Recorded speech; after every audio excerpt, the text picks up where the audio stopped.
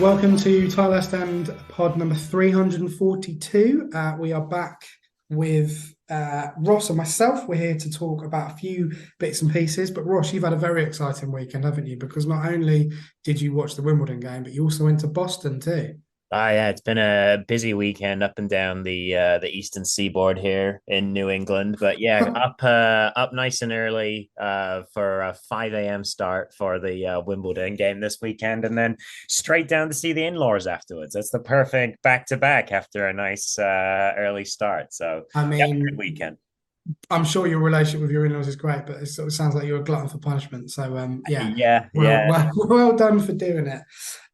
Before we get started, two things really. First of all, thank you very much to our sponsors, ZC Said Films, who obviously give us money to crack on and produce this award-winning podcast. It's not actually award-winning, but it should be for you guys, and they help us do what we need to do.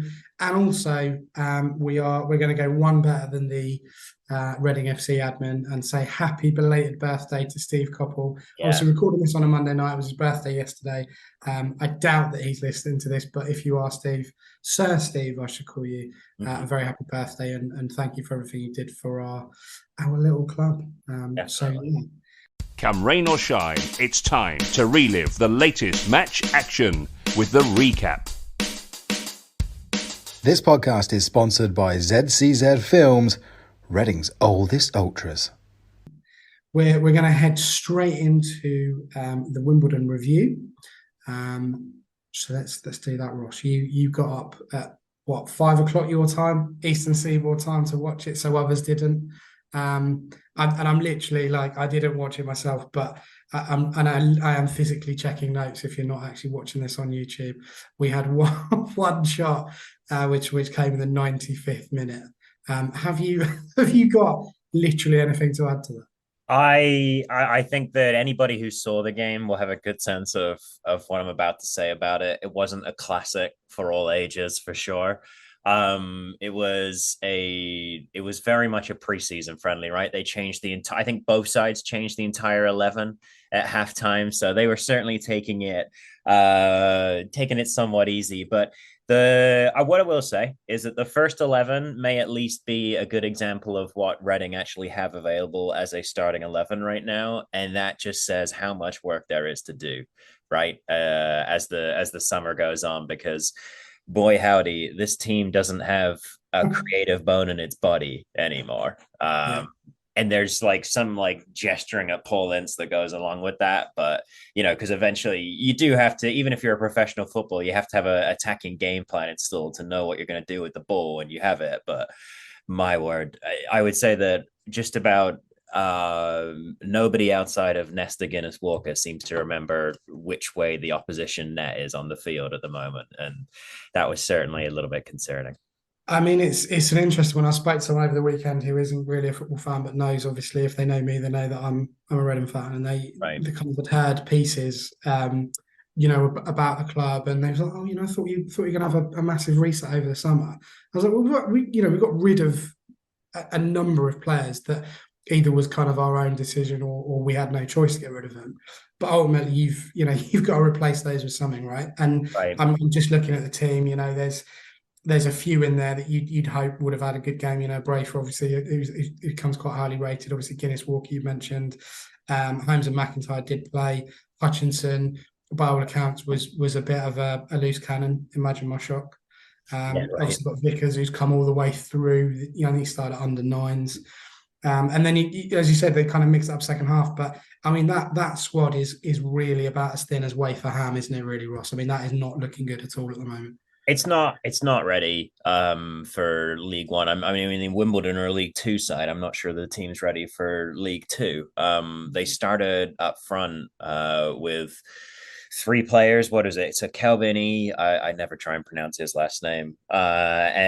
Vickers and Aziz, and Vickers was actually kind of interesting. Vickers seems like he's got, like I remember when Kamara originally caught our eye. He's kind of got that Yeah. flashiness that catches well. And if they end up playing in the kind of 4-3-3 that we talked about a little bit last week, and that they actually they played in on Saturday, then Vickers on Aziz on either side, at least those are players who are, meant to fill those kind of roles, but it's certainly not the depth that you want at League One level.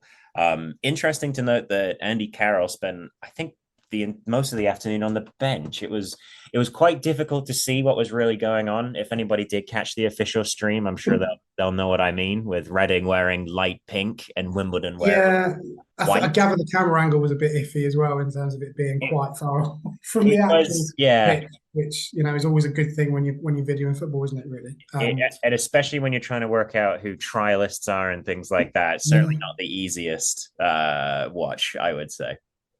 I mean, the obvious answer is everything. But if we, if you think about what you saw on Saturday and, what other people listening saw on Saturday, in your opinion, what is the absolute, you've got to go out and get this like yesterday in terms of positions? What would you say, based on what you saw both first and second half, is the absolute, you got to go and do this now?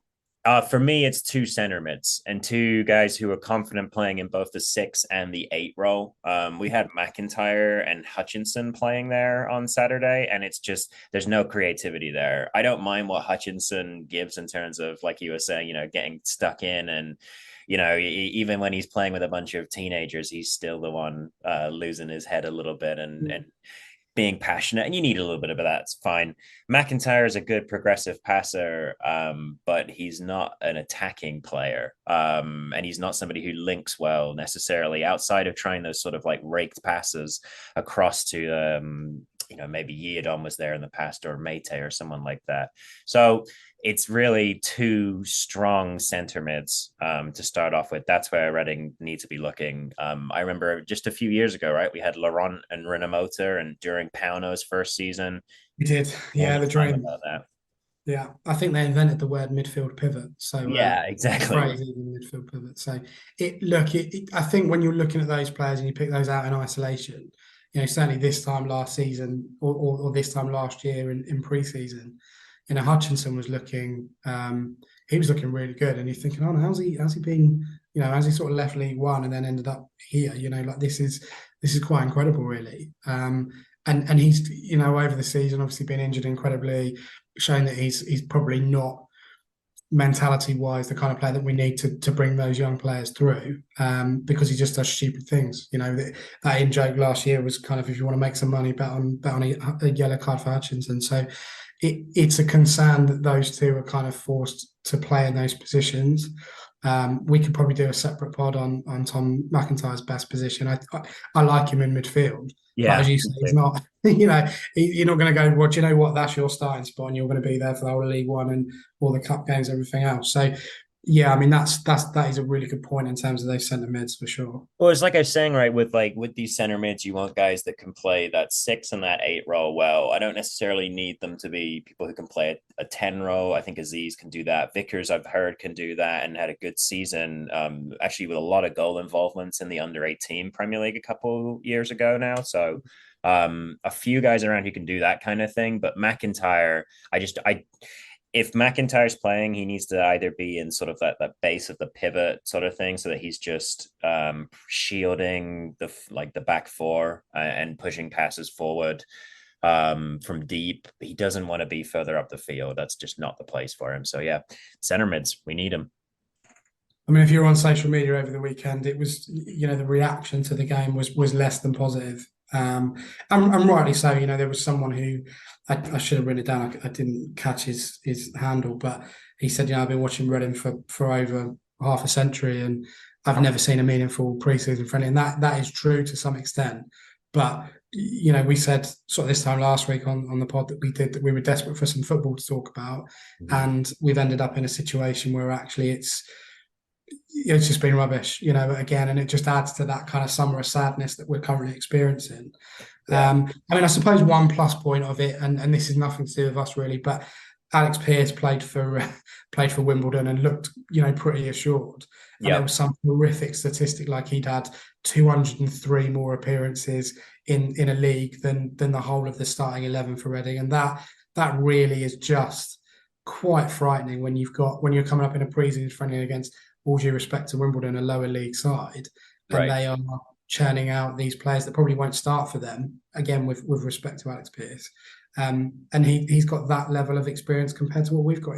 It's frightening, really. And as you say, we can look at the centre midfields, but we desperately need some experience in that team to be able to get us through, to make us competitive. So it's going to be interesting to see how that kind of pans out moving forward, really. Just a last point on that game, because you make a great point with Alex Pearce. I didn't even think about that, but notable people from the other team on both sides, and I mentioned Nesta Guinness-Walker being probably Reading's most interesting player on Saturday, and he's come from Wimbledon 2 seasons ago. So the only player that Reading really had who was making a big difference on Saturday was an ex-Wimbledon player. So Wimbledon turned out 12 great players on Saturday. I mean, maybe it's one of those things. If it all goes wrong, we'll go and support the Dons instead, because they've come back from the brink themselves. Well, literally the brink. It was the bottom, and they came back up. So fair play to them. But yeah, I mean, we'll talk about the weekend in a little while, but we've got 2 games coming up. Let's have a look at the kind of mailbag then, because there's quite a lot in there this week. We had a couple. Just so everyone's aware, so our aim originally was to record at 8 o'clock on a Sunday, but actually, what we're going to try and do is kind of probably do it Monday evening. So you've got, when we put it out, or when I put out the tweet on Sunday, you've got sort of 24 hours to get your questions in, and you can always email the Gmail account, which most of you have as well. But if you haven't, by all means, kind of give us a message. Yeah. So we're always looking for questions. We've got some great ones this week. Peter Martire says, Martire, have I said that right? Sorry, Peter. Do we need experience or to add hungry youth? I think the short answer is both. Yeah. I think we just need able-bodies. I mean, my thing, when I saw that thing, but Alex Pearce had just said, was just sheer panic at that point. I'm like, oh my God, we've got to do something here. I mean, the hungry youth is an interesting one, isn't it, Ross? I'm not sure how hungry those youths need to be. I mean, I think we just take anyone. I'm still waiting for a call up myself at this stage. I'm still waiting. Yeah. It's only a few guys have to go down, and then you'll be. Where would you play? Would you be? I'm a left back myself. So are you? See, I'm right. I'd go right. All right, perfect. So I'm right. Yeah, I'd prefer to be on a 4. Okay. So a bit of flexibility, and obviously if I'm now a bit slower than I was once upon a time, getting back would be a little bit easier, except for someone to cover me. But yeah, would you go on a 4 as well? I think so. Yeah. Well, I don't know. Depends how fruity I'm feeling on FIFA or something like that, whether it's a back 3 or something. But no, I think that there is a lot of hungry youth, I suppose, if that's the right phrase, at the club already, right? Jerry O'Dorset finally stayed with the club through preseason so far and played against Wimbledon. I think he started alongside Tom Holmes the other day. That would be something that would be great if Dorset can step into that position, lock it down. Basil Tuma scored his first international goal the other day. Go check it out if you haven't seen it. Basil Tuma scored in the under 19 Euro for Malta. It's one of the funniest goals I've seen in a very long time. Horrific keeping, isn't it? Yeah. It won't finish under pressure, but the keeping is just... I'm not sure what he's doing.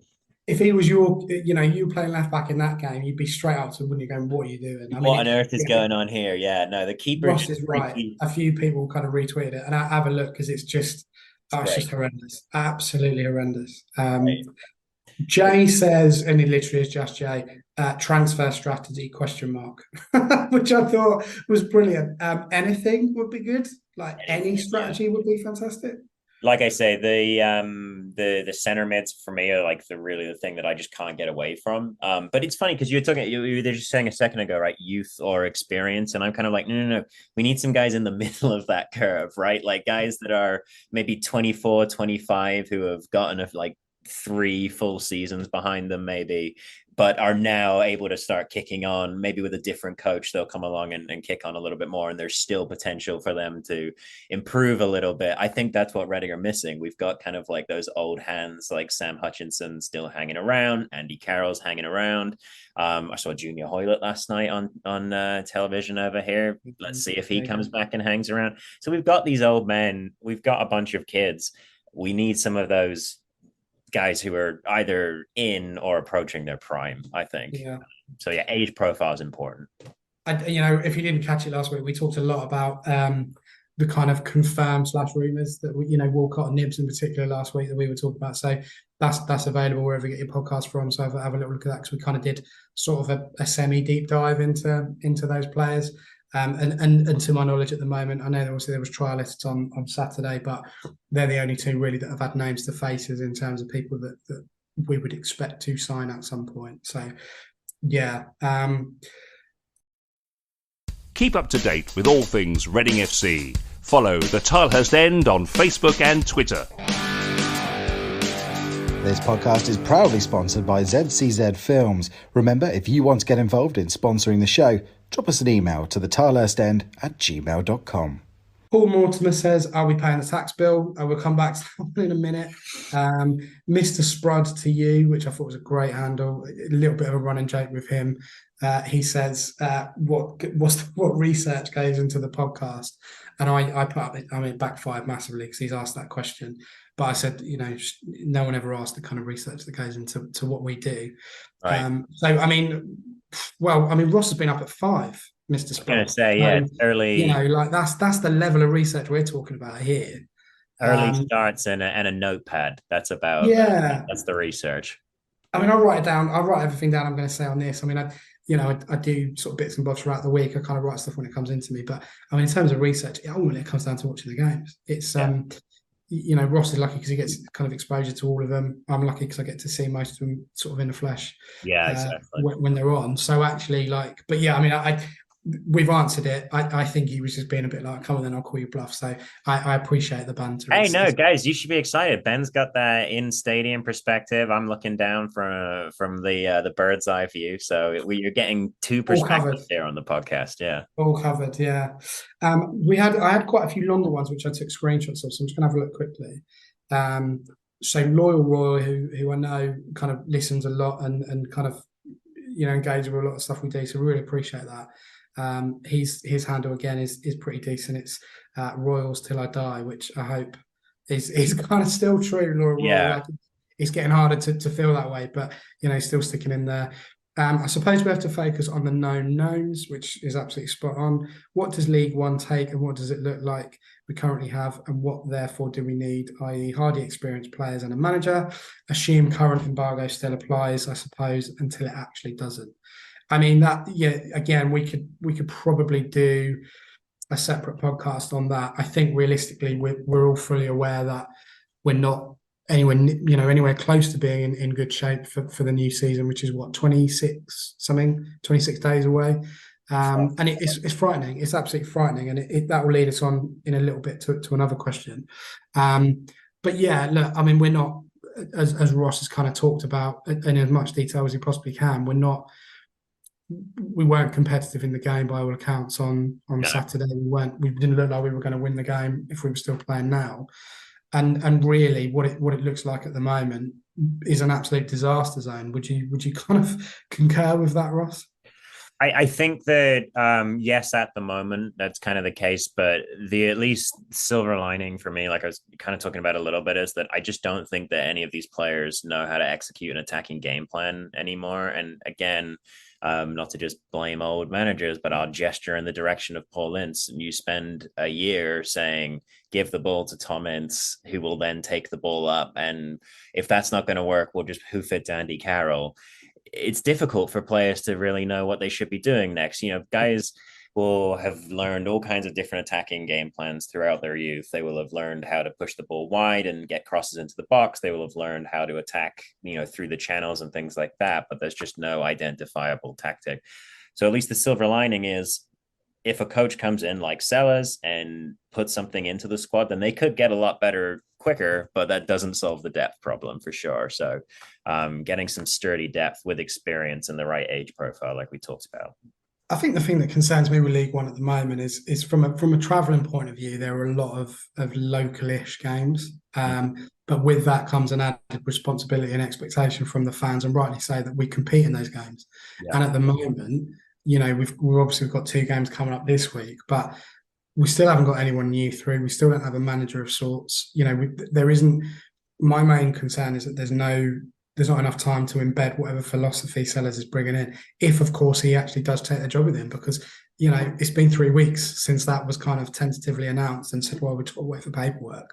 My concern is there's absolutely no strategy and no kind of ambition at all. And you rightly mentioned Paul Ince, but you can go back to the last 2 or 3 managers where recruitment generally at the club has been absolutely catastrophic. So there's a lot of things and a lot of work that needs to be done over the next, whatever said, 26 days or so. It's a massive concern. Yeah, it's a huge concern. Lyle says, at what point do we blame and question the EFL for radio silence since the new charges came about at the beginning of the summer? Great question. I guess it's that kind of conspiracy theory and that paranoia in terms of do we feel as fans, or generally feel as fans, that the EFL are making an example out of us? I think there's an element of truth to that. I think they are being deliberately difficult with the club in terms of how it's been run. I've got nothing to back that up other than just a feeling and from what I've seen. What point do we go, actually, do you know what? It would be foolish for us to sit here, Oscar, it's all the EFL's fault. Right. But, from start to finish in terms of tracing those threads, they allowed him to take over. Right. Talking about when he failed to take over at Hull for a specific reason. So why was he fit for purpose for Reading Football Club and not Hull? There's all the money trail, all the issues with that. At what point do we go and knock on their door? And it is literally a door, by the way. People think EFL is like in some sort of palace. Their actual headquarters is literally like a room. It's bizarre. It's so bizarre. That would make sense. Right? It always kind of comes across as a little ramshackle. I feel like the EFL, the things that we can get upset at, like you're saying, are like the structural things, like how on earth can their fit and proper person test be fit and proper, basically, the test itself, when it's let this happen. And this isn't the first time, right? It's happened countless times, and I feel like we've been having the fit and proper persons test for like a decade, or like a debate for a decade, right? With like when Leeds had that crazy owner who was always firing managers and hiring, and like, how on earth is this? So it's not the EFL hasn't had a chance to work with that. All of that said, like the communication from them is always in some sort of form of legalese or something like that, right? It's always us trying to parse what they actually mean by any of it. And as we know, our owner is not the most communicative bunch or communicative person with us as fans. So you wonder how communicative he is with the EFL as well, and how much of that has been brought on by us and, kind of by the situation in the last 5 years, and how much is there. So I think structurally there are things you can complain about with the EFL. I think that the things that have allowed us to get into this position are their fault. But at the same time, we know what our owner is like. How is he communicating with the EFL? We have no idea, and that could be the hold up here for sure. So who knows? Similar vein, Stevenson was, why do we even put ourselves through this? Which I actually did. I did a little lull when I read that, actually, Stephen. I appreciate that. And I know saying lull isn't cool, but I've got kids, so I have to try. Oh, that's fine. That's good. You keep it for the kids. I'll let you go first with that one, Ross. Why do we even put ourselves through this? I think if you, I think we're all in love with the game, right? Like it's our escapism. Some people like Marvel movies. Some people like reading for hours on end in a nook or something like that. I hear they call it. And for some reason, we like pouring ourselves into coaches or cold stadiums and trying not to smell your mum's Bovril and stuff like that while you're watching the game. It's an infection, football, isn't it? It gets into you. And I think that like the problem is, even when it's like going wrong, part of what makes football so ecstatic when it does go right is that it goes wrong so often, and that you're constantly down. So I think that's the thing. Like we're gluttons for punishment somewhat. And that's what it gives you those super highs later on. So that wasn't very eloquent, but I think the love. I just can't believe that you said try not to smell your mum's Bovril. It sounds like the worst. It sounds like the sort of thing that people would say at secondary school when I went to secondary school. Like sounds like an insult, right? That's what it sounds like. So Yeah, I mean, look, Stephen, it's everyone's got their own feelings about running a football club, and what I say won't it won't be any different to anyone else really. But I started watching them when I was 5, 6 at Elm Park. I went with my dad, and it just develops. It just goes into it just becomes habit. And Yeah. there was a lot of talk today on Twitter about people saying, "Oh, we should boycott the first game." And personally, like I think that is probably a good route to go down because it stops the money source. Obviously, it affects the staff, which we don't want. But there are games that I've missed where I've been ill, or just, to be blunt, just couldn't be bothered last season. And I felt like I was pulling a sickie at work, or what I imagine pulling a sickie at work. It's like I've never done that before, just in case anyone I work with is actually listening. Never would dream of doing that. But like it feels like you're missing out, and it feels like you should be there when you're not. Yeah. So at the moment, it's a all jokes aside, it's a really pertinent question because it is just miserable. And as I said earlier, this kind of long summer of sadness it's just never ending, and it's relentless, and people are really starting to feel it. And I do as well. The element, the motivation for it, and this leads us nicely onto what Pedro said. Part of his question is we're just under 4 weeks to kick off. There's so much to announce? Are you excited at all? No, I'm not. Honestly, I could go if I don't have to watch them until September at the moment, or near Christmas. I could do that because it's in such a dire state at the moment. The amount that's got to happen in 4 weeks. I've never been less interested in the club as I am now, and I'm lucky enough to be able to go to games and certainly home games anyway. And the only thing that's sort of keeping me going is kind of blind optimism that something happens. But the longer you go through the days, Ross, and nothing does happen. At what point does it all kind of collapse in on itself and things kickstart? When is that going to be? Yeah, we're definitely getting to the point now where with I didn't even think until you mentioned that earlier that we were like less than 4 weeks away from the start of the season. And yeah, no, we're not close to ready. And a lot of teams do kind of come together through August, but to put ourselves in that situation again for yet another year it's frustrating. Like it's definitely really, really frustrating. I feel like I know that I'll be there week one, like for the same reason that you were saying, right? Like it's just in your blood, and you feel like you're missing out when you're not there. But yeah, it's certainly getting to the point whereby, I mean, if we have to watch the kind of game plan that we saw on Saturday for 3 or 4 weeks into the season, then at that point it'll be like, what is the point? Yeah, and that's the problem, isn't it? And this is it. A lot of other clubs, when I feel like I'm looking more at other League One news in terms of what clubs are doing and players they're bringing in and kind of their pre-season results, rather than what we're doing. Something hold on, what are we up against here? Like, what's what is the worst case scenario in this particular situation? And the players they're bringing in, the depth that a lot of clubs are adding, the way that they're running their social media accounts, everything like that is just an absolute stark contrast. I mean, you would, apart from Southend, bless them, you would struggle to find a club that is in a worse position in this country, possibly even Europe at the moment, than us. It's absolutely ridiculous. And he goes on to say, or rather said at the start of his question, what's your gut feeling? Is the silence the result of some thorough graft behind the scenes to try and remedy all the problems, or are we really just a basket case of a football club? Well, if I was a better man, it's basket case, because it's gotta be the second one. Yeah, it can't. I cannot believe for 1 minute that the amount of experience within the club, both off the pitch and on the pitch in terms of staff, are not banging the door down of Pang or whoever else is advising Dai Yong at the moment, and saying, look, you've got to do something about this. Like, yeah, the social media stuff for me is utterly pointless. It's a waste of time. I don't care about seeing two clubs that are wearing basically the same kit as you said earlier in a pre-season loss where we mustered one shot on target. I couldn't care less about that. But they're doing that to try and fill the vacuum of silence, which we talked a lot about last week. I can't see at the moment that there's any positives coming out of it at all. I really can't. And obviously you mentioned there was a second one as well. Like, where are we going?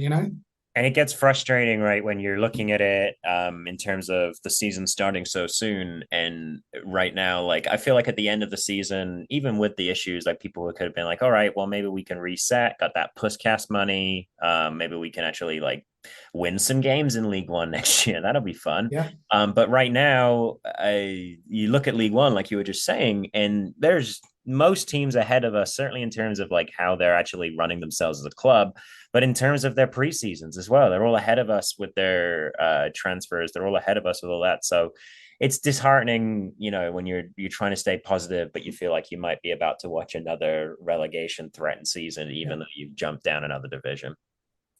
But yeah, I mean, I appreciate that, or we appreciate that question, Pedro. As I said in the reply, it's something we could have done a whole podcast on, really. But short answer, basket case. Second short answer, not excited at all. Basically, we're going to kind of swing back to. We're going to kind of come out the mailbag, but sort of stay in it a little bit. Paul Mortimer, as we said earlier, he asked, "Are we paying the tax bill?" And today, I don't know if you've kind of been on social media, but Lewis Coombs, who I believe is a BBC employee, maybe. If I've got that wrong, Lewis, I do apologise. But he's basically tweeted and said the winding up petition hearing is set for the 9th of August at 10:30 a.m. and it's linked to the unpaid tax bills. What's your gut instinct on that, Ross? Like, what, first of all, the date, but also just generally that particular sentence in a tweet?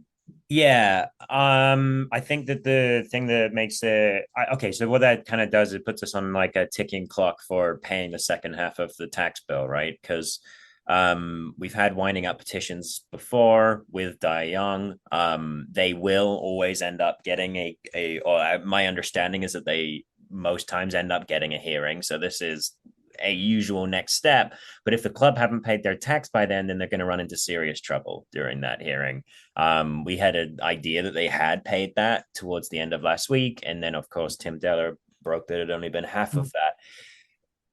If there are issues going on with moving money out of China or moving money out of wherever it is that Da Young has his money currently held up, then it has to be solved by the 9th of August now. That's what we know in terms of Reading Football Club. So, yeah, that's obviously a scary announcement. 26 days to the start of the season and 29 days until the winding up petition is heard. It's obviously we go into battle on the first day of the season against Peterborough, which is the 5th. And then I'm just checking very quickly. So we basically have 2 games that we know we will probably be able to play. One is against Peterborough at home, as I just said, and then we've got Millwall away in the Carabao Cup. Now, however quickly that moves, or whatever the outcome of that meeting is, we got Port Vale 3 days later away. First visit to Port Vale for many, many years. That, without being a doom merchant, that game could seriously be in jeopardy if what happens at court on the 9th doesn't go well.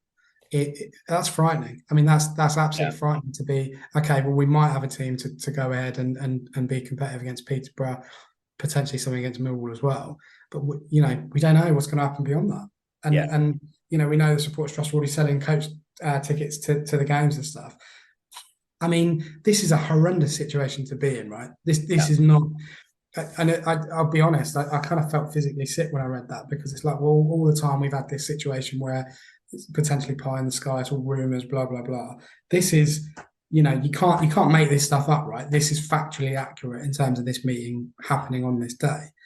And so going back to what Paul asked about paying the tax bill, you should bloody hope so, really. All this is over £1 million. I know we've not been, the best at managing money, but £1 million in current football terms is just ridiculous. It's absolutely ridiculous. The amount of money that is currently outstanding, right, is 10%. It's 10% of what we just got back for George Pushkas. Like, why is that money not able to? I understand like amortization means that like transfer fees come in over a period of time, but like there should be cash around. Like it's stunning. And there were some really funny tweets doing the rounds with Wimbledon, about X amount of people paying £5 to watch it, and that'll clear it, and it'll be sat in a UK bank account, which is clearly the issue. So, On that note of paying for games via a streaming service, we have Bristol away on Wednesday lunchtime, and we have Sutton away on Saturday. Again, sort of both pre-seasons, and that's what's coming up this week. I mean, I don't want to stitch you up here, Ross, but any sort of hope for those games? Will you watch them? All right, I will watch them because I'm an addict, and so and you do the research, happen. right? This is what we're talking about on this podcast. You do the research. Exactly, the research has to happen. So I'll be watching. I'm going to be watching for the goalkeeper selection. That's kind of something I'm interested in. I noticed that Anderson, who, by the way, last time I saw Anderson looks like a man now, and it's sudden. He's gone from a boy to a man, hasn't he? You're right. He went baby faced for years, and then suddenly he's gone. Oh, I was like, oh, okay, that's a full grown man. All right, So Anderson got the start over Buzanis on Saturday, which I was somewhat surprised by. I don't think Buzanis is. If we're starting the season with Buzanis, something again is wrong. But yeah, just interested to see where the coaching staff is at with goalkeepers. I would think another one needs to come in. But yeah, maybe we'll see Boyce Clark. Let's see if it's Anderson again. Well, I mean, do you know, we talk about strength and depth, but, we've got Anderson, we've got obviously Buzanis, you say, Boyce Clark, who's been away with Jamaica over part of the summer. We've got Collins as well, Harvey Collins, who's kind of in and around the squad at the moment. So we've got 4 goalkeepers that really potentially could do something. But yeah, I mean, that's not a bad shout. Actually, that's a nice idea. Just actually focusing on one area of the pitch where we know we're probably going to keep those players. I would agree with you on Buzanis. I don't think really he's probably there for just the experience in terms of the training and everything else. I hope he's not starting. I don't have any particular issues at this stage with Anderson starting. But I don't think really having Boyce Clark and Collins sort of in and around the squad, if they're not going to get games, they're much better off going out on loan to a different club to get that experience. Again, whether or not that happens, I don't know. But 4 goalkeepers that are kind of there or thereabouts is probably a little bit excessive, given where we are. So yeah, I mean, it's going to be interesting with those 2 games. It's Bristol is behind closed doors. Sutton is obviously not. I think tickets are still available. I know there's obviously sort of talks of the initial protest going on there as well. So it will be interesting to see if we've got any players by then. I mean, I know we said this time last Funny week. News. And also, the manager as well. But yeah, we'll see. Another week in Reading FC land begins.